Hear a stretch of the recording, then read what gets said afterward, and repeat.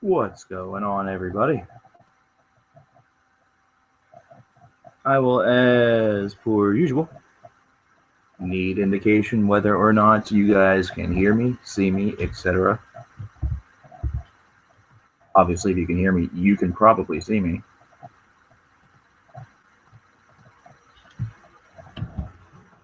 I'm going to take this moment in order to get this out to the group. Of course, this means I need to find yet another photo, because one of the first things I'm going to be talking about is something that's going to be happening over on the Facebook group, and it's going to just make the whole entire process of sharing things with you guys probably doubly as irritating on my end.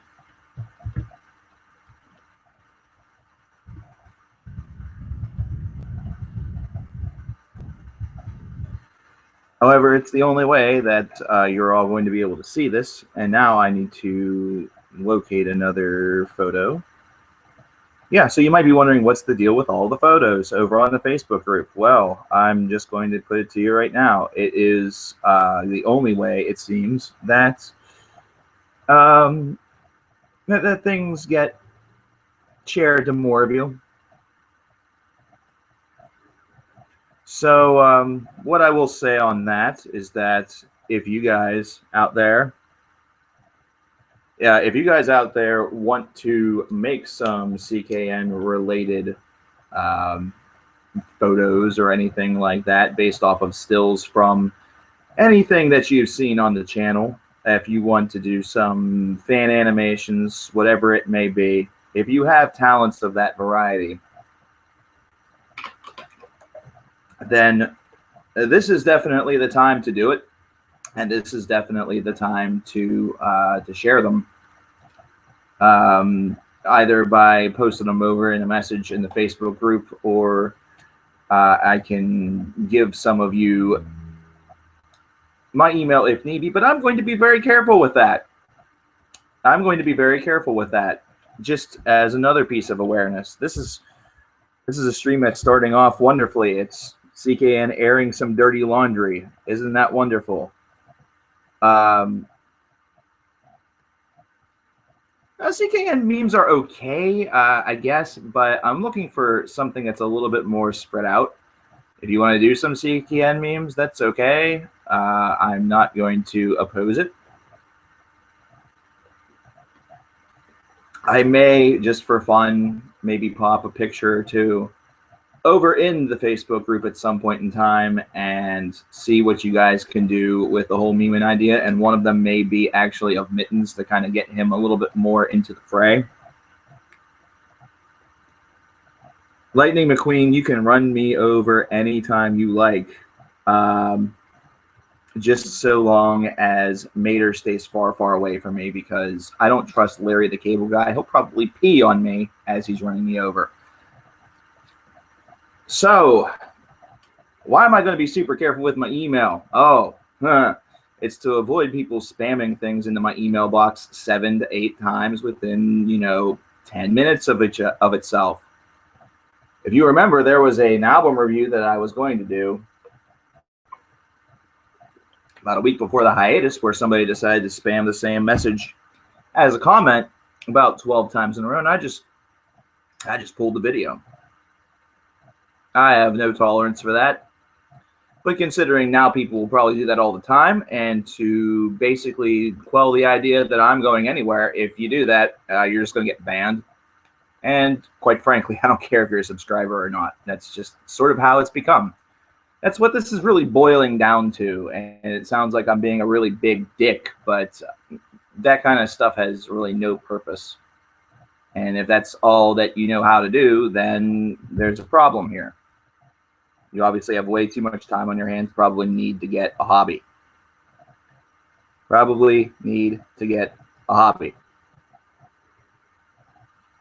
That's kind of what that guy was doing, Six. He was sending a mixtape of, well, it wasn't a mixtape, it was an album, and he wasn't getting the concept that if you send it to me 8 times, there's a better chance that I'm not going to touch it. There's a better chance that I will not touch something if you are super duper annoying about it. So that's just the way that that is.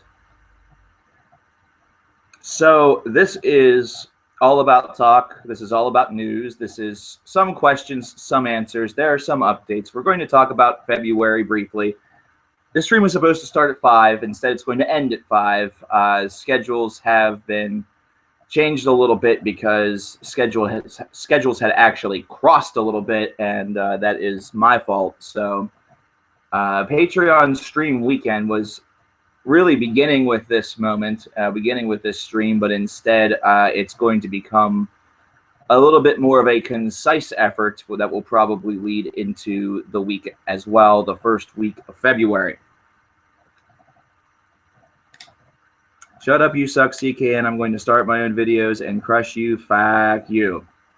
Let's see. There's no punctuation. Gonna is spelled wrong. You used the letter U as opposed to the actual word, and you were unwilling to actually use the curse. You have no chance. Very cheesy. Very cheesy. So what do I think of Phil's apology? 4 words. Too little, too late. Also, apparently some people aren't exactly keen on how I handle that video. Quite frankly, I think it's absurd that in 2016 that Phil Anselmo doing something douchey is considered to be, big news. So that's kind of how I feel about that. That's sort of how it goes. It's just, there you have it. Plain as fucking day. It was not the aim of the video to make it sound like I'm just saying, well, we should just brush off racism like it didn't happen. But of course, that's the way people take it. That's the way it goes. Once again, as I said, Ozzy said it best, crazy, but that's how it goes, because that is what this world has become. You essentially have to, here in 2016, you essentially have to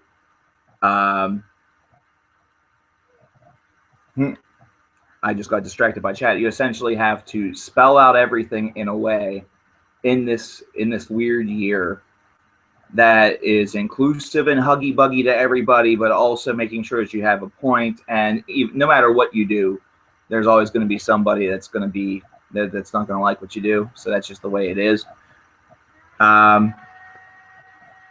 D17819, are you actually a stormtrooper or something? That is a really random username. Are you in a country where you guys don't actually have names? Do those exist? Is this some sort of fantasy dystopian place? Is my stream traveling interdimensionally?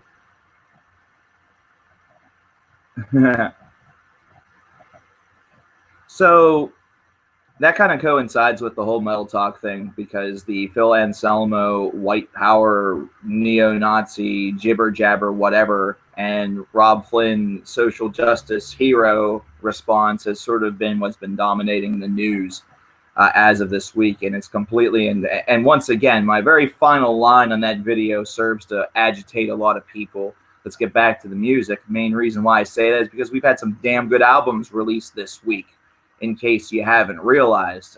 While the opinions of The Astonishing by Dream Theater have been at times a bit polarizing, it is an album that, universally speaking, most people have said that after a couple of listens, they've really started to come around with. It's not an album that the first listen is going to immediately floor you, and for that reason is why it's not a perfect album whatsoever, but it is one that, with subsequent listens, definitely builds and becomes a much greater disc, something that truly starts to live up to the word astonishing. Is it a bit cheesy and corny at times? Sure, it can be. But guess what?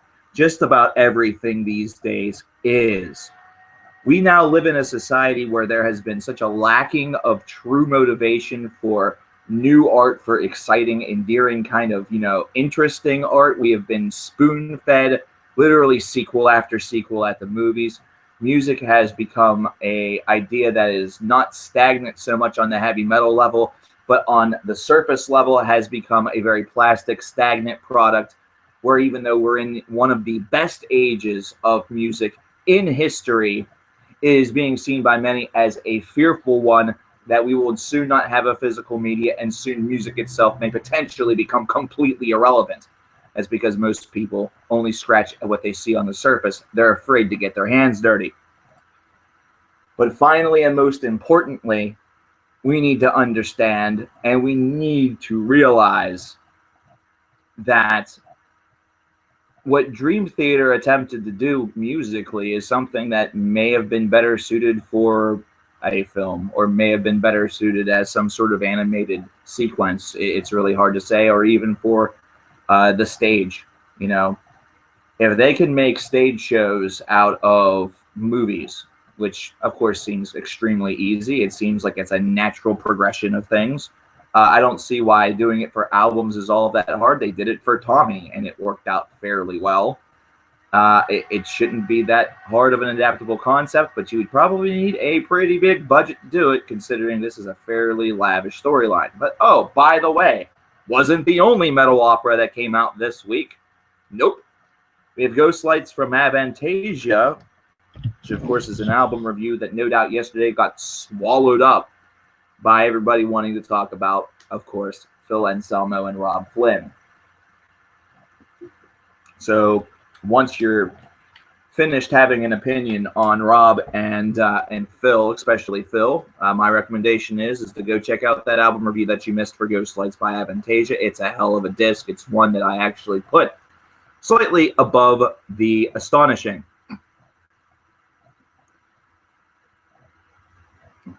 Someone talking about Tesla. Wow, that's been a long time since I've listened to Tesla, but I did enjoy them.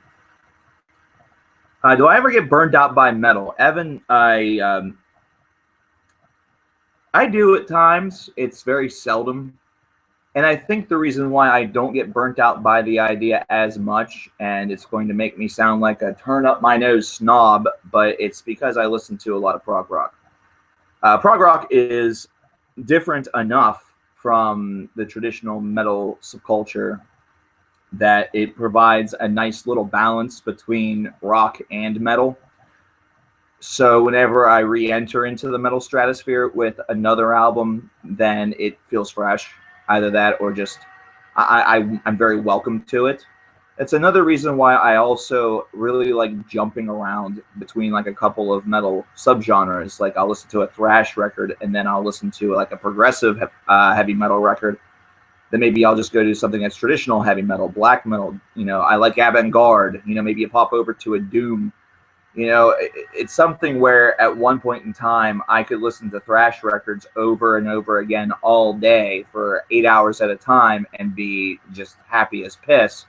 But anymore, that just doesn't work, considering there's so much out there, and there is a number of bands that I want to listen to. It's getting to the point now where we live in this society where everything is very ADD, so there's all sorts of stuff on the sides of YouTube videos that's recommending you music. So if you're listening to something on there, you can see something over there, be like, holy shit, holy shit, holy shit, I really want to listen to that. I really want to listen to that. And you're trying to make it through what you're listening to there, but you're already distracted and you've already mentally made the connection away from what you're listening to what you want to listen to that you saw on the side there. And once you make a mental connection to that, what you're listening to currently becomes jaded.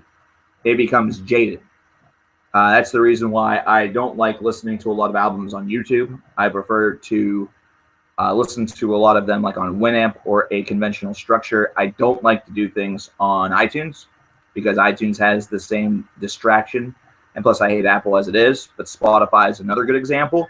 I'm not decrying these things, just as a personal selection, just as a personal note. I'm not a big fan because I like to be able to focus on exactly what it is that I'm listening to, which is also why when a lot of you say, I can't believe that you are able to power your way through this stuff. I can't believe you're able to sustain yourself through whole albums by some of these bands. Why do you torture yourself? It's because I've put myself in an environment where that's the only thing that I focus on. And in order for you to have a full snapshot of what you're going to be talking about, or a full snapshot of what an album is, at least whenever it comes to your formulated opinion, it's best to listen to all of it. So Speaking of more music that was released this week, there's also a new Primal Fear record that we are going to do a full album review of. So definitely keep your eyes out for that. That should be coming within the next 24 hours, maybe 48 at the latest. There's an Amoral record that I wanted to get to. However, that's not going to happen. So that has been canceled and scrapped. So bye-bye Amoral, unfortunately. Reviewed their last record. It was just okay. But this one I'm not going to get the chance to cover. I feel like there's one more that I'm missing that I'm leaving out. Got to get my calendar out. Oh, yeah, Black Tusk. There's a Black Tusk record that is dropping that I will do a full album review of. And then next week, there is going to be a 5-in-1 review that will be done. That will be 5 albums in one, and actually during the Twitch stream that will happen tomorrow. And that so far has not changed whatsoever, and I hope that it does not change. There will be 5 different albums that we will be talking about, and we will be listening to songs live from those records. We will be listening to some of those songs live on the stream, and there will be live recording. The parts for the CKN video will be, some of them at least, will be recorded live on the stream. Now, whenever you see them on YouTube, you will not see the Twitch overlay and everything like that. However, it is something that will be present, where you will have literally seen the review essentially taking shape prior to editing. And we just realized right now that Lightning McQueen is probably one of the most unsuccessful trolls in history. Popping a link over into the chat here. I can actually type. This is what this weekend is all about. This is Patreon stream weekend. We, of course, earlier this week had a Patreon announcement video.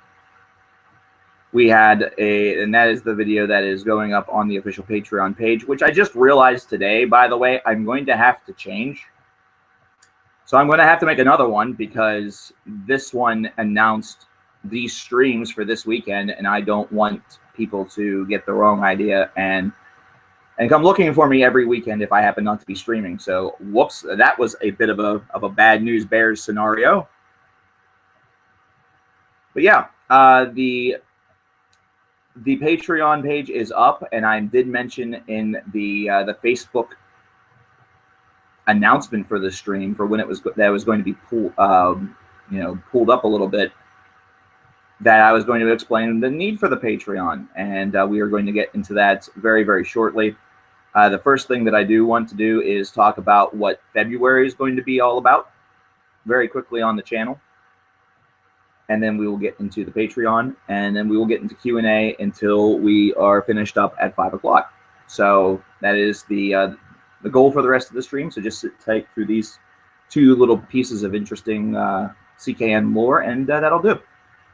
So February, of course, starts on Monday, and we do have a couple of big albums that will be coming out, so we'll obviously be doing those.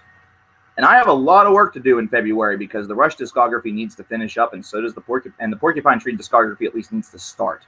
At this point in time, I would have loved to have had it done, but at this stage, if it runs concurrent with Music Madness, I don't care. It's fine. I will, it's something I will deal with.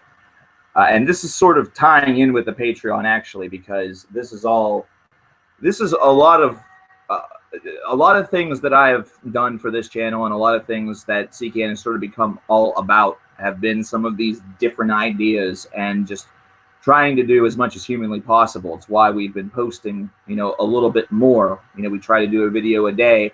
At some points in time, we do 2 or 3 at a time. And then, of course, if we do marathons, either that or like discographies in a day or discography in a weekend, which we haven't done one since September, we will sometimes get into the avenues of 8 to 10 in a weekend, or 8 to 10 in a 24-hour period. It's a little absurd, it's a little insane, but it's a lot of content, and I know that you guys are appreciative of that, which I'm appreciative of your appreciation. Man, that sentence is convoluted, but anyway. So the Rush discography will be finished up by the time Music Madness hits in March. And do not be surprised if Music Madness takes on a little bit of a different look. And I don't mean by the structural standpoint of it. It is still going to function the exact same way that it has functioned ever since its inception. However, there is an extremely good chance, there is a fairly good chance, like 95 to 96% chance, that this year's Music Madness will be a bit more visual than the previous years has been, considering I have done some investigating and found a site that might be perfect for this. Now, there was one question that I saw in the Q&A video of how do I select bands for Music Madness. We'll address that in the actual Q&A video, so don't ask the question now. But I will include one free piece of information based around that will probably play a pretty big part into Music Madness 2016, and that's the fact that the album of the year list that occurs at the end of every year actually is quite important because it does play a part. There are a lot of bands that are drawn from that list. There are some that unfortunately will not be a part of Music Madness, either because they have either won they have won it in the past, either that, or it would be somewhat of a landslide, you know, like, for example, as badly as I would like to include Brothers of the Sonic Clock, who I think are absolutely an incredible band that you should check out, and if you haven't yet, shame on you. I don't think they will end up in the tournament. And simply because even if they go up against a band like, I don't know, name another band, like Leviathan will just crush them. Unfortunately, Brothers of the Sonic Clock is just not a big enough name where they probably don't even have, where they would have a chance against just about anybody. So it's almost like it would be just like throwing in a 8th grade team to face off against the #1 ranked NCAA basketball team in the nation.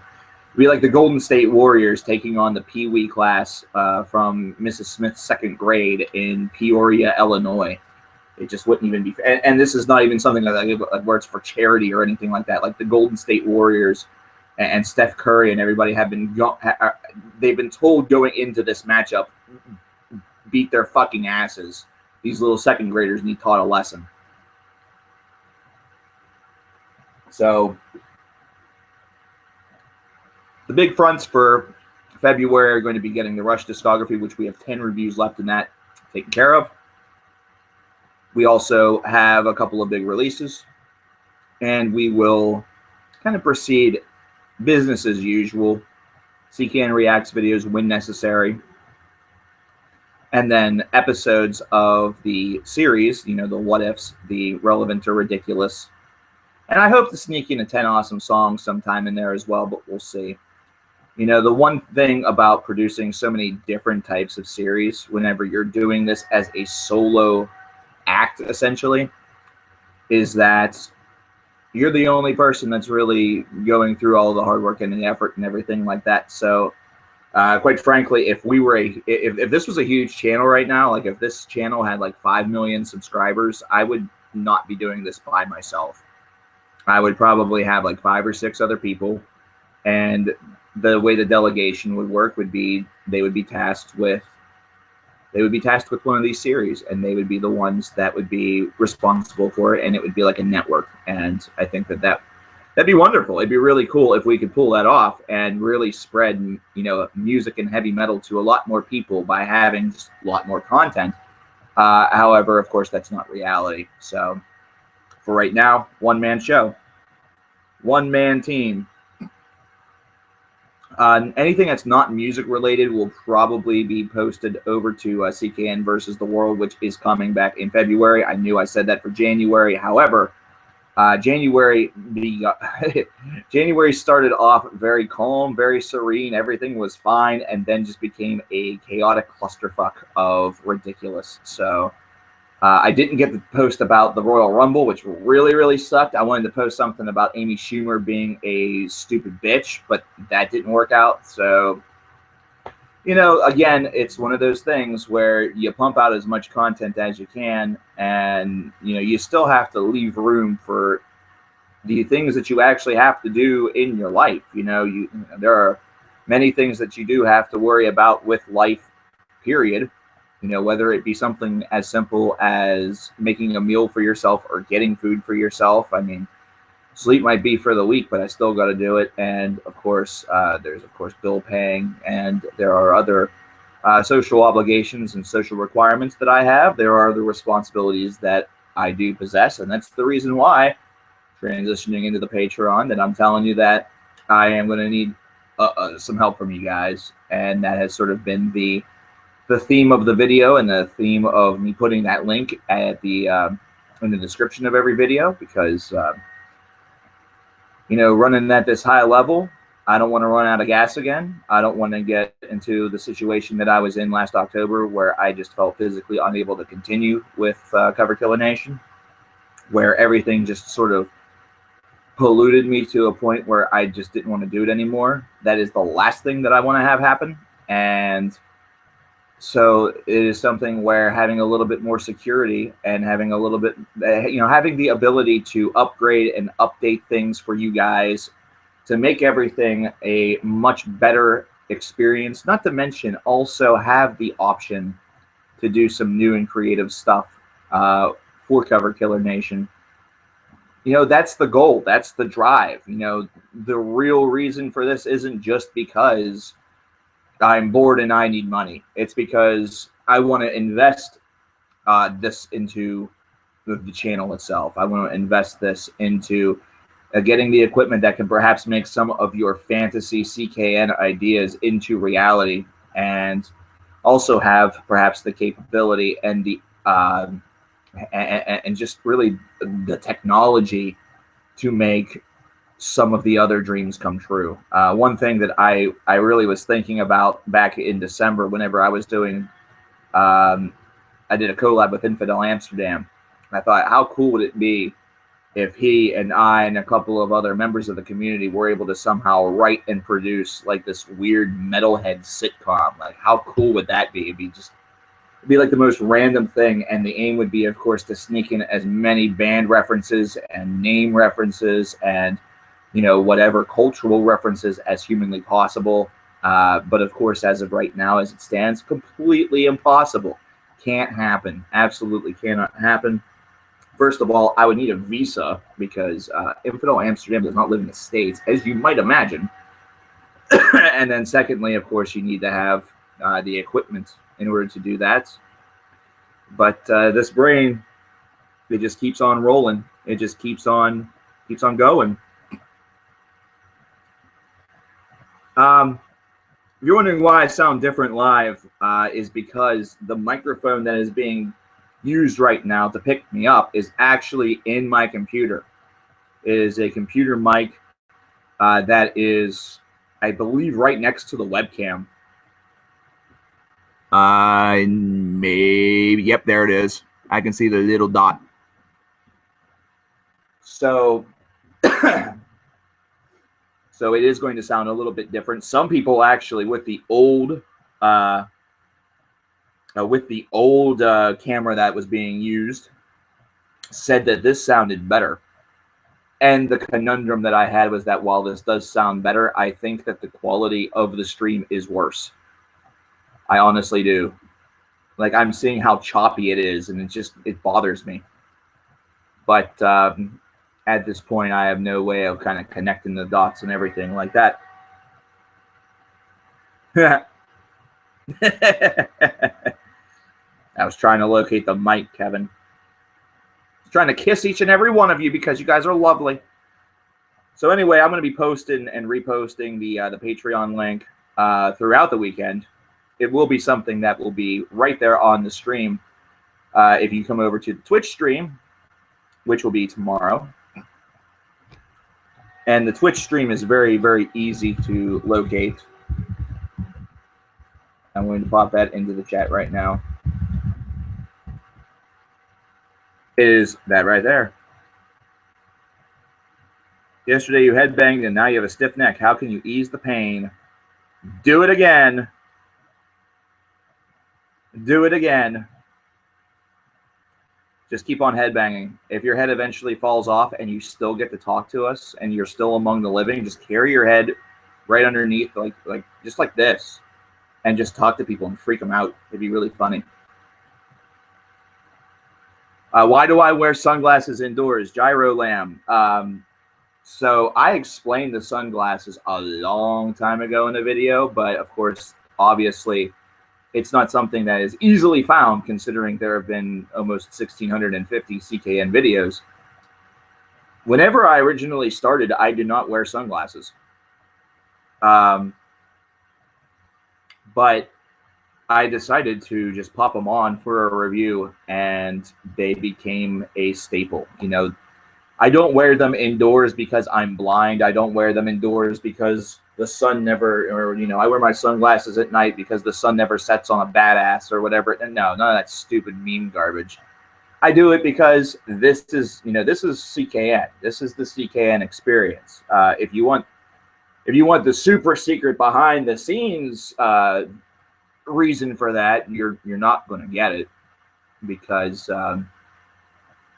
there is a point where you have to separate things in life.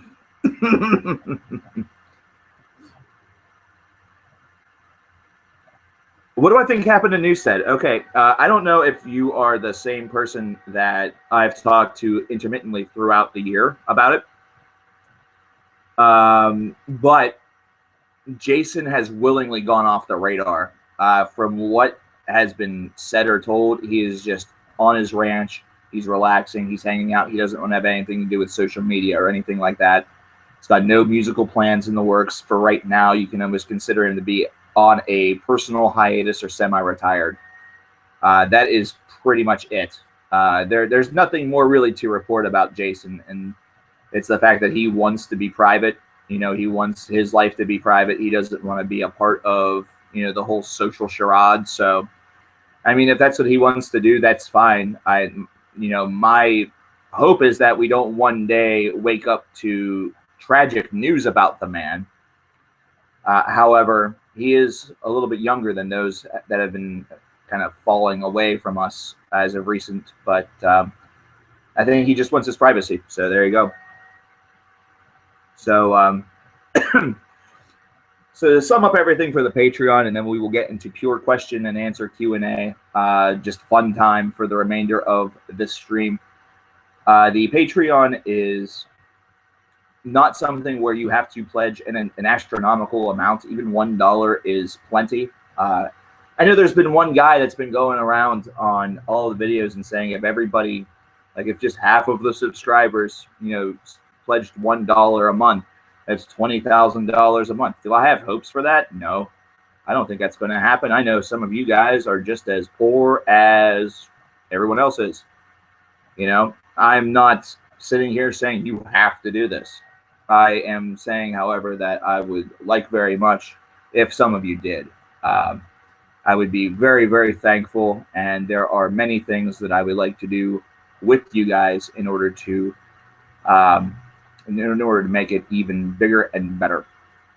You know, one of the big things that we will be doing on the channel going forward, hopefully, if I'm able to make the schedules work, is my musical journey.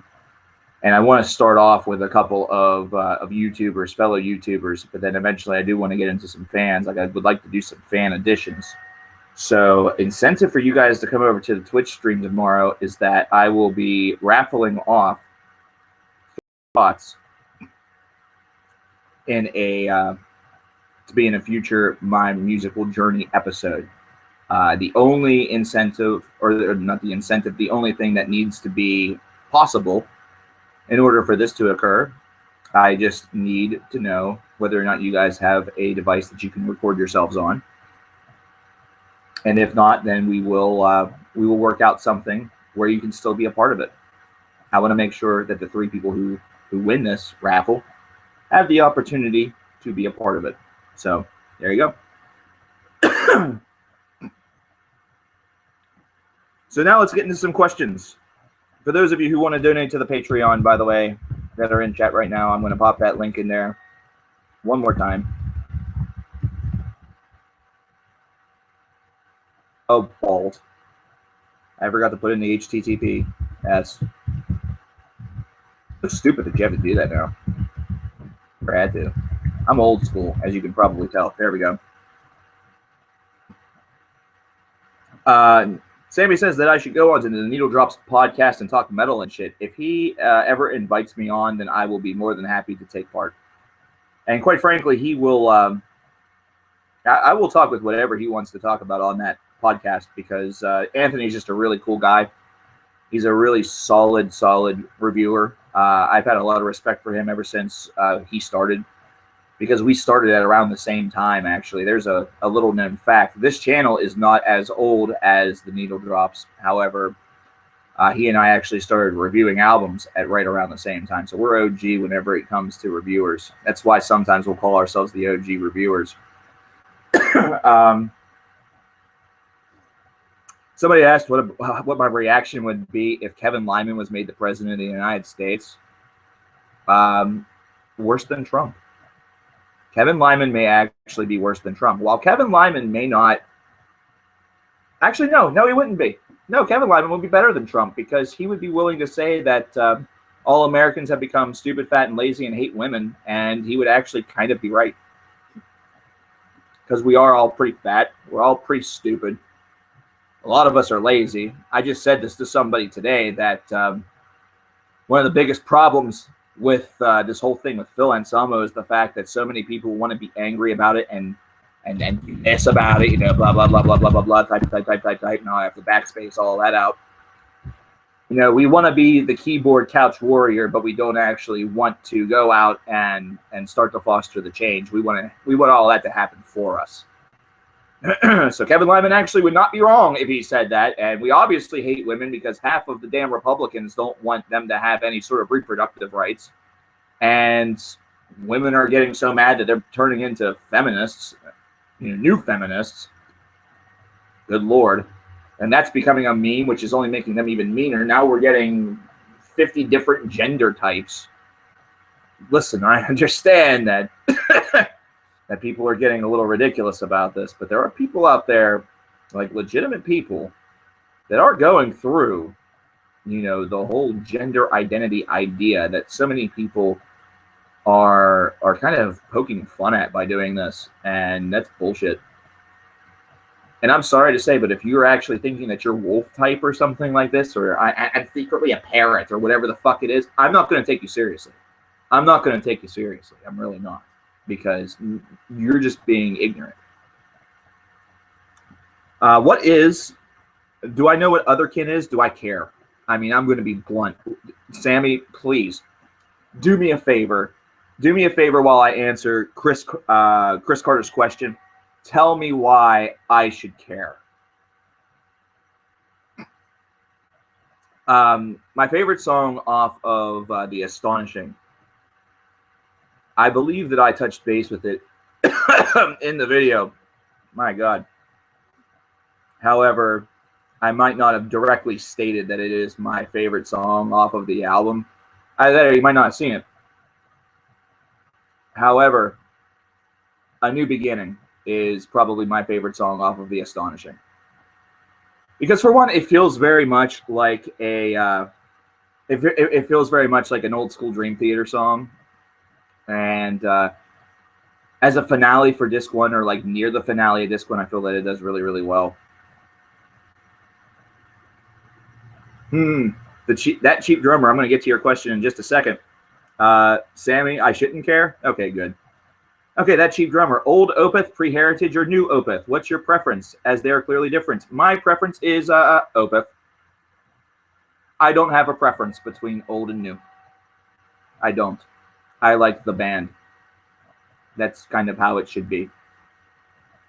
If Morbid Angel continues in their Lud Divinium Insanus direction, I will still like Morbid Angel. I just would probably listen to other albums by them a little bit more. With Opeth, I don't have that problem, though, because I listen to Heritage and the like probably just about as much as I do the older work, with the lone exception of albums such as Still Life and Blackwater Park. Those two it's hard for me to tear away from those two. Blackwater Park was my first Opeth record, so Sentiment. And Still Life is my favorite Opeth record, so Sentiment. My view on Mike Portnoy versus Mike Mangini. I think they're both really good drummers. A lot of people giving Mangini a lot of shit on a record where, really, as a drummer, you can have a lot of good things happen on a record like this, but you're not necessarily the driving force. It's supposed to be more about the collective, and I think it's really unfair that people are giving Mike Mangini a lot of shit on this record, because it's really not geared to be all about the instrumental prowess. It's supposed to be about the storytelling. So, yeah. Yeah, I heard about the CIA thing. They're calling it the X-Files. Really, really cool that they're doing that. Will it tell us the whole story? Hell no. Avantasia getting to represent Germany on Eurovision, Marco, I think is pretty neat. Can they win? I don't know. I actually don't know enough about Eurovision, I guess. There's only been one metal band. I think that's one. But I thought that there were, oh, you know what? No, the guy from Immoral won, like, their version of American Idol. There's been a couple of those. You know, that's the only place you're gonna see somebody of a potentially heavy metal distinction win an American Idol style shows in Europe. You're not gonna see it in the States ever, especially considering American Idol's getting canceled. Thank God. Do I like Mortal Kombat or Star Wars? I like both. I saw The Force Awakens. I didn't record a video about me seeing The Force Awakens. And I feel really bad that I didn't, because one of my buds, who is also a member of the Cover Killer Nation, talked a little bit about Kylo Ren and what he did at the end of that film, and his video just passed 1 million views, the lucky son of a bitch. So the question is, guys, when we get in a CKN video to 1 million views? Huh? Come on. And please, let's not have it be a video about somebody who's passed. Let's not wait that long. Let's make it like an actual album review or something. I don't know.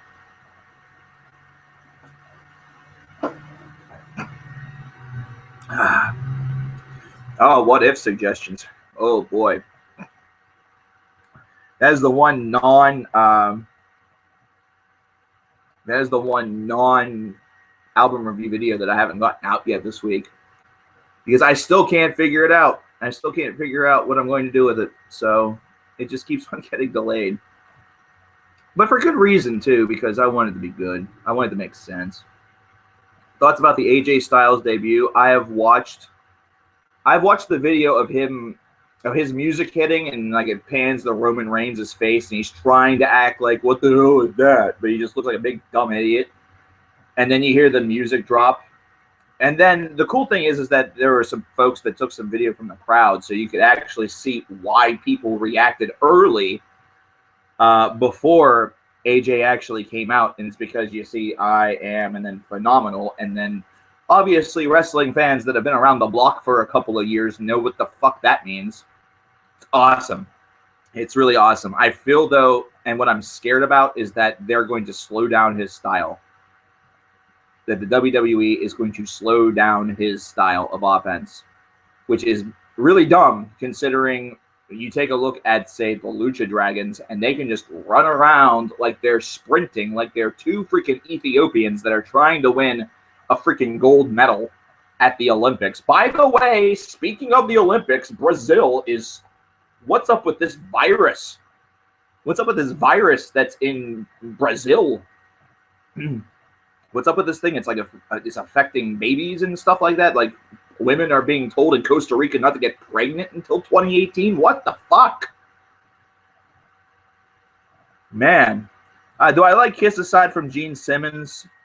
I think Kiss as a band is actually really generic. I think they're really generic. Will I ever do a Judas Priest discography review? One of these days, I probably will. Oh, where would the Astonishing fit in rank compared to previous material? Probably put, like, Scenes from a Memory is definitely above it. Images and Words is above it. Train of Thought? Nah. rough. 6 degrees of inner turbulence is above it, for sure, for sure. Falling into Infinity might be above it. That's it's an underrated album. Change of Seasons is above it, so it's about middle of the pack. It's about middle of the pack. Yeah, it shrinks the babies. It doesn't shrink their brains. Well, that's one thing that it does, but it also shrinks like the overall cranial cavity. So the brains don't have the opportunity to grow to their natural size, and they are permanently in that state. The Black Album or Load Black Album. Black Album is a more solid album front to back.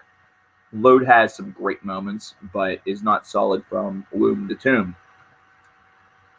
I can't believe I just quoted something that a pastor said to me like back in whenever I was like 12. He like made this whole from womb to tomb metaphor. I think it was about abortion or something. I don't know. It was crazy. Hey, you can't talk about John Cena right now considering he's hurt. So he wasn't in the Royal Rumble. He's probably not going to be at WrestleMania. You know, this company is flying by the seat of its pants right now, and this is the biggest opportunity that they actually have to turn Roman Reigns into a very marketable, long-lasting, name. I think they just need to realize that he's not going to beat the Cena of this generation. It ain't going to happen. The crowd is starting to react that way, but the way the booking is happening is not it's not conductive toward trying to make that a reality. As if you remember, whenever Cena came in, he was not a dominant force immediately. He was somebody who was extremely good and never seemed to ever experience any sort of slump or, bad times. But it took him a while in order for him to get established. They gave him the title a bit too early, in my opinion, but he was able to get put over quite nicely. How do you make Roman Reigns super duper, marketable? Turn him heel. Turn him heel. But I have this bad feeling that they're not going to go that way with Roman. They're going to go that way with Dean Ambrose. They're already setting it up because they're talking about it. And guess what's going to happen since they started talking about it? Since they started talking about it, they have two ways that they could go with this. First of all, they could do nothing, which, by the way, right now, best case scenario, because number two, what they're going to do, which is turn Dean Ambrose heel, will be completely and totally obvious, and you'll be able to see it coming from a mile away, because guess what? They started talking about it. What made the Attitude Era and the Ruthless Aggression Era of WWE so interesting?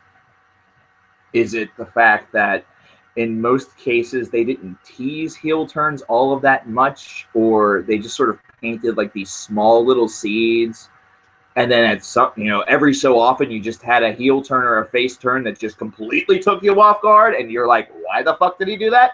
Yeah, that's kind of it. That's kind of how it worked. Damnation or Heritage? Man, I have a soft spot for Damnation. That's a mile long. So, I don't know.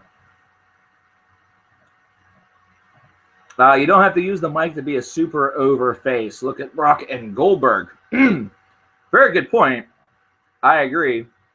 However, the one thing that I will say that if you're not going to feel comfortable with him being on the mic, you got to at least get him somebody who is, to continue with either the heat, or if they do turn him heel, or to really help establish him further as a face. Because if you can't tell a story with your mouth as a champ, people will lose interest. Dolph Ziggler, but his world title reign was garbage. Mainly because Dolph Ziggler probably never deserves the world title. Just going to throw that out there. Oh, boy. What if people finally realize that the Big Four really aren't that good? People would be really, really stupid, because the Big Four really are very good. Are they very good, the same level as they were in the 80s and 2016? No. No. But that's what time does. Here is a typical career, quite frankly, to give that question a lot more context. You typically have a rise to fame. Sometimes it's instantaneous because your demo circulates and it's hot shit. Sometimes it's not. And then you have a period where you release some of your best material. You're really at your creative peak. But here's the thing. Even though people continue to release creative endeavors, they kind of creatively run out of ideas. Either that or they try some things that are a bit new and a bit different that aren't exactly the same show. You know, they're not doing the same pony show each and every time. And the risk that you run whenever you do that is, of course, what you end up seeing is that a lot of people think that you've either sold out, that you changed your sound because somebody told you to do it. And there are some cases where obviously that's true. But there are other cases where that's not true whatsoever, where that is a conscious decision by the band. Because think of it this way. Imagine if the Beatles, we're going to go way back. Imagine if the Beatles stayed with the Beatlemania sound all the way up until their eventual breakup. So you essentially don't have Abbey Road. You don't have the White Album. Let's say that you don't even have Revolver. You know, there's material on there that kind of reminds you of their previous sound, but then you have all of that, you know, Let It Be is another great example. Yellow Submarine. Wow, there's some wacky shit on there.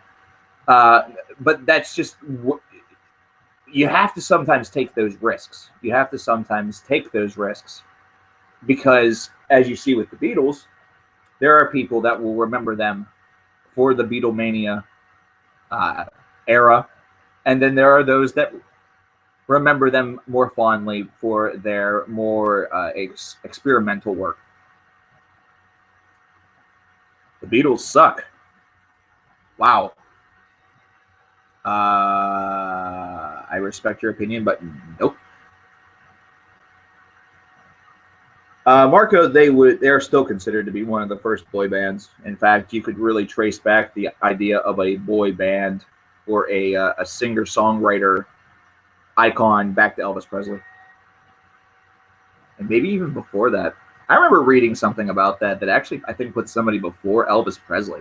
I'm trying to remember who the hell it even was. I'm trying to remember. Dark Angel should replace Metallica in the Big Four. Yeah, good luck with that conversion. That will never happen. Victor are a pretty good band. Nobody tell him who they are. Have him just look them up and enjoy them. Somebody is loving the hell out of the CKN dance. Why in the world have there been nobody doing the CKN dance live on video? Are you bunch of fucks camera shy? Creators should replace Megadeth. Let's see what happens after Phantom Antichrist, and then maybe we'll talk. No, we won't talk. The Big Four is the Big Four. That's the thing. I will only talk about manipulating the Big Four in a what-if scenario, and that will usually be something that happens because of an occurrence in the 1980s. I think it is really just going to be the Big Four forever. Because you have to remember, it isn't just, this is what thrash metal is all about. It's also location, location, location. Except for one. That's the reason why I only say location 3 times. Because location, location, location, oh shit. Now imagine if Overkill was in the Big Four, or if they made a Big Four of Eastern thrash metal. Somebody wants me to do the dance. Okay, fine. Adam, I will make a deal with you. If somebody is willing to pop a buck over to the Patreon after I do it, here we go.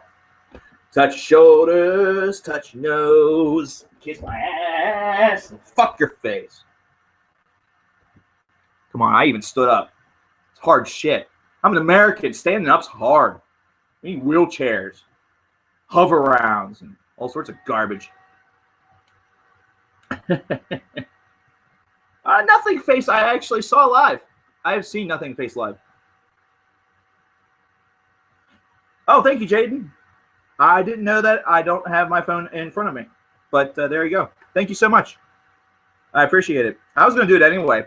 But yeah, that's kind of what tomorrow we'll have a couple things that we'll do that's sort of like that. I'm trying to determine like some like stretch goals, some other things that's kind of neat that we can do with the Patreon page. I've been trying to come up with creative ideas for like 4 months, but I have Man, I am apparently not nearly the creative genius as I think whenever it comes to doing reckless and stupid things. Though I think one of the biggest reasons why I am not having much success is because it's not summertime. Winter is kind of constrictive whenever it comes to a lot of that. And I also know that I have so much stuff in this place that I live right now that doing anything indoors is kind of a really, really risky gambit and probably not wise. Because it's also an apartment. So if I get like a noise complaint or something like that, I'm fucked. Best Megadeth record is Rust in Peace. It is also my #1 album of all time. And I'm also apparently one of the only people out there that like Risk. Though I'm surprised that is not the album review that everybody flocks to just to say, you're a fucking moron, CKN. So I actually do like Risk. I will defend Risk. I understand what Risk was. I understand why people hate Risk. But I like Risk. I like Risk as an album. I think it's good. I also really like Cryptic Writings. I could listen to Cryptic Writings all day and have just a peachy good old time. If I had to raise one musician from the dead, who would it be? I don't know. That is a really good question. I don't know who I would. I probably won't do old Marilyn Manson albums. I'm not doing a lot of catalog stuff anymore, unless, of course, it's part of a discography that I do. You like Assoing Alexandria? Yeah, love that band. You know, they sound very Japanese. Assoing Alexandria. If you're talking about Korn, Follow the Leader and like the first 2 records are really, really solid. I don't care what people say. I really enjoy it. They did a track on Follow the Leader, I remember, with Fred Durst. And it was like one of the actual like things that Fred Durst did that I enjoyed. I'm trying to remember the damn name. All in the Family. That was a pretty good song. I like a lot of the stuff that they do together because it seems a lot more creative than some of the other crap that they do apart. It's really kind of sad. Would I ever consider doing a Red Hot Chili Peppers discography review? Probably not. Probably not. I will definitely be talking about their new record whenever it drops, which it's supposed to drop sometime in 2016. Awesome. We haven't really talked about anything that is not... we really haven't talked about anything that isn't metal yet this year. Some people will say, you talk about Steven Wilson, that's not metal. Fuck you. Or have I talked about... I don't even remember shit. I need to... If you guys follow me on Facebook and you get like a swath of notifications about me putting stuff into playlists late tonight, don't be alarmed. It needs to be done because I have not done that yet. And finally, if you're wondering how to follow me on Facebook, my personal Facebook, don't ask. Because as Marco has said, I've been having some big problems with that. I've been having some massive problems with that. And I can't fix them to save my life. New Sabaton records? Yes, of course. Do I defend Super Collider? No. No, I don't. Because that album is trash. That is a garbage album for garbage people.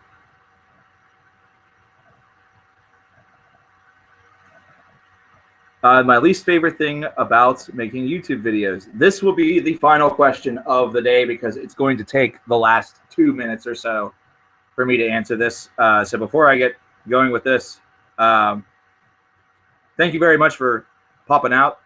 Triple H's WWE champion is fine. Whatever. I think it's dumb, but okay. What is my least favorite thing about YouTube videos? I have to say this. There's just no choice. It's because this is one thing that kind of bothers me about a lot of videos. Making them is not all of that bad. I can sometimes get really, really bummed out whenever I am recording and just have some trouble, you know, trying to get everything out there, because as you know, I one take everything for the most part. There are some exceptions, obviously, and there have been some videos within the past year where I've employed some editing in order just to try to make like top 10 lists and stuff look a little bit better. And usually if you see editing in a standard album review, it's because either back in the day my camera died and I liked what I had done up to that point enough where after exchanging the batteries, I just didn't feel like re-recording the whole damn mess. Or the most recent example was, I think it was actually for Dystopia. Maybe. I'm trying to remember. There was a video where Mittens actually was in here and he started going freaking whole hand with his claws on a box to the point where it was actually something you could hear above my vocal line. So it had to be reshot. But I liked what I had gotten with where the place that I had gone up until that point, where I just re-recording it was silly. I wasn't going to accomplish anything more with it. In fact, if anything, re-recording it would have decayed it a bit. So I just used a little bit of editing for that. But my absolute worst thing is, no doubt somebody already brought it up, is the comments box. I encourage comments. I love comments, but I also hate comments to death.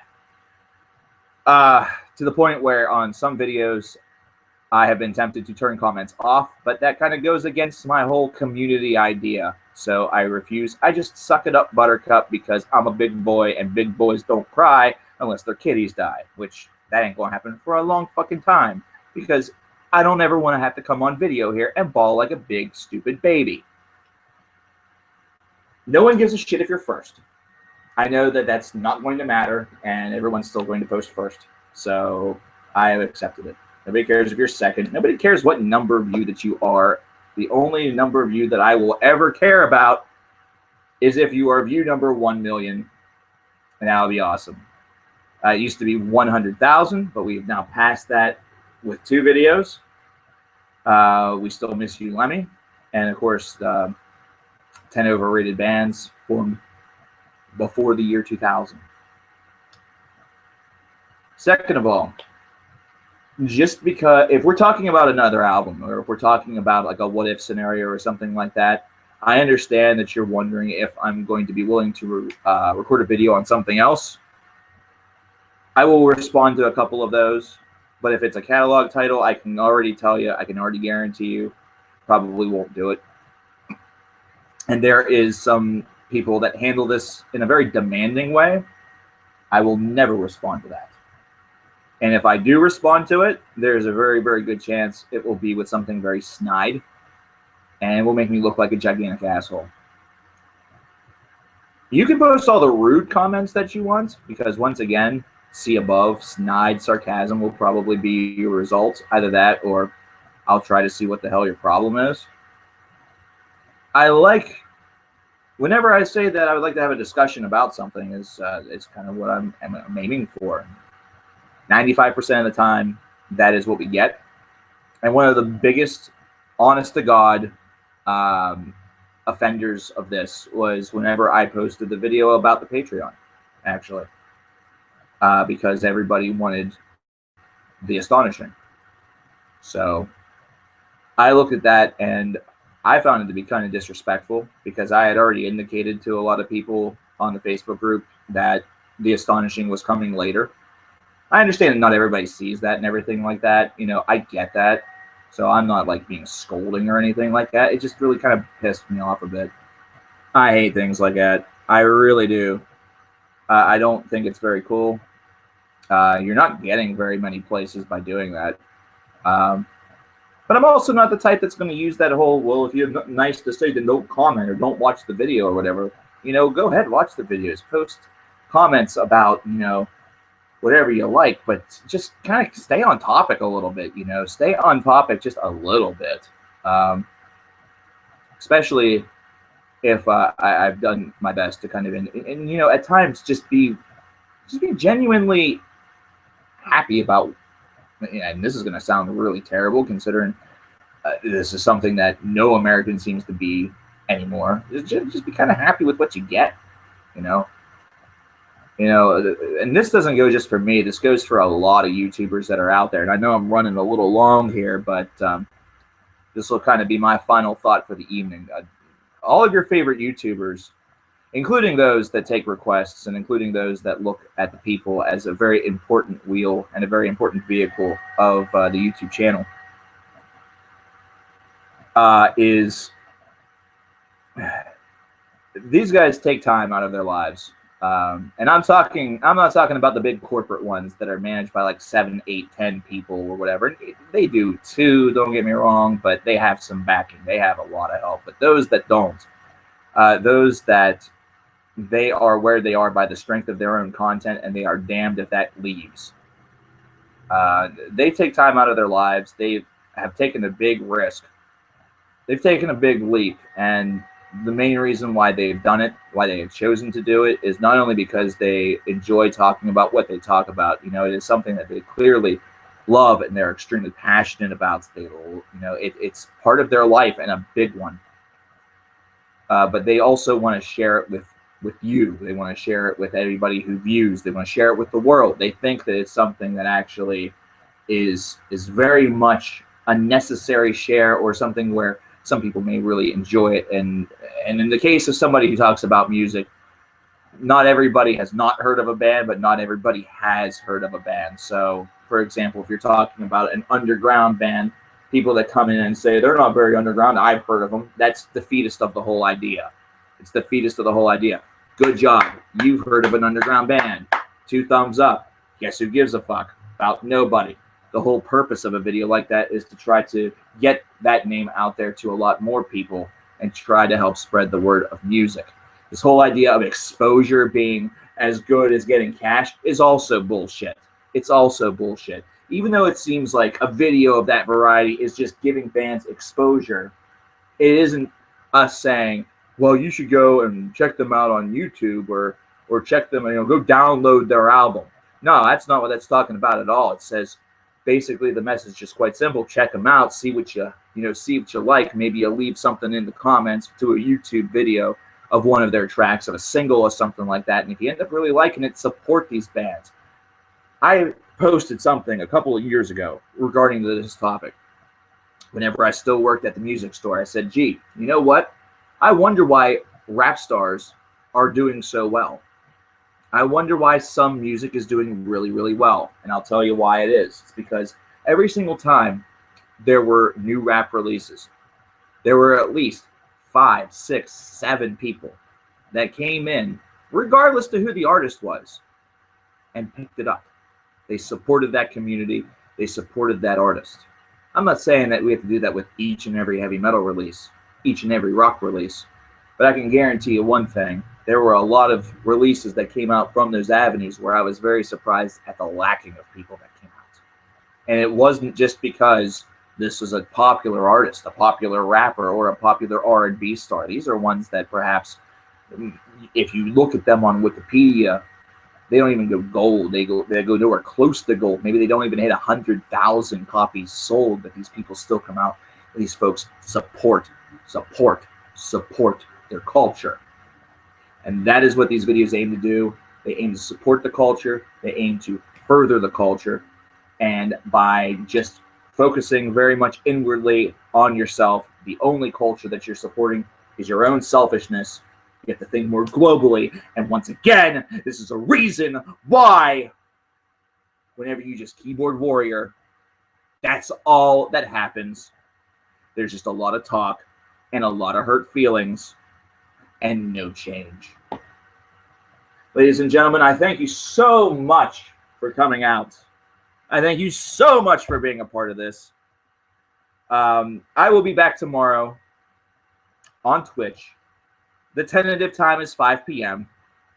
But since this one ran a little bit short, if I happen to push it up a little bit, then that's what's going to happen.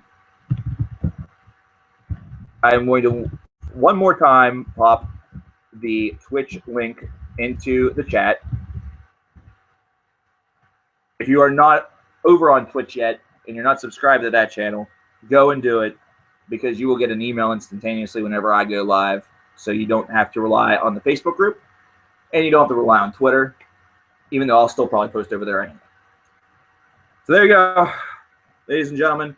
And if you're wondering what my favorite Rush album is, oh, it's 2112, because 2112 is awesome. So before I leave, I have just one thing to say to each and every one of you guys. Thank you once again for coming out, and touch your shoulders, everybody. Do it with me now. And touch your fucking nose. Kiss my motherfucking ass, and fuck your face.